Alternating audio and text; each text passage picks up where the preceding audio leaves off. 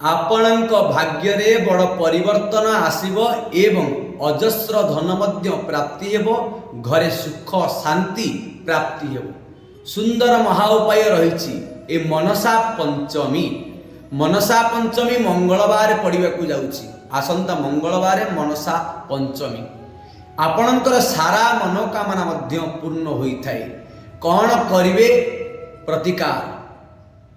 ସୃଷ୍ଟି ସ୍ଥିତି ବିନାଶାନଂ ଶକ୍ତି ଭୂତେ ସନାତନୀ ଗୁଣାଶ୍ରୟୀ ଗୁଣାମୟୀ ନାରାୟଣୀ ନମସ୍ତୁତେ। ଆପଣ ସକାଳେ ଏବଂ ସନ୍ଧ୍ୟା ସମୟରେ ଦଶାଙ୍ଗ ଧୂପ, ଗୋଗୁଳ, ମହୁ ତା ସହିତ ଗୁଡ଼, ଘିଅ ଏକତ୍ରିତ କରି ଆପଣଙ୍କ ଘରେ ପ୍ରଦାନ କରନ୍ତୁ। ଦେବତାଙ୍କୁ ପ୍ରଦାନ କରନ୍ତୁ। ଘରେ ଆପଣଙ୍କର ପ୍ରଦାନ କରନ୍ତୁ। ଦେଖିବେ ଆପଣଙ୍କ ଘରେ ସୁଖ ଶାନ୍ତି ପ୍ରାପ୍ତି ହେବ, ଧନ ପ୍ରାପ୍ତି ହେବ, ଆପଣଙ୍କ ଅଶାନ୍ତି ଦୂର ହେବ, ଆପଣଙ୍କ ଭାଗ୍ୟରେ ବଡ଼ ପରିବର୍ତ୍ତନ ଆସିବ।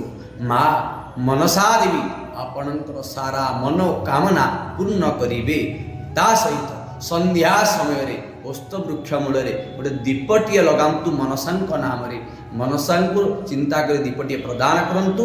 ଦେଖିବେ ଖୁବ୍ ଶୀଘ୍ର ଆପଣଙ୍କର ସାରା ଅରିଷ୍ଟ ଖଣ୍ଡନ ହେବ, ଭାଗ୍ୟରେ ପରିବର୍ତ୍ତନ ଆସିବ। ରହୁଛି। ନମସ୍କାର। ଜୟ ଜଗନ୍ନାଥ। ଜୟ ମା।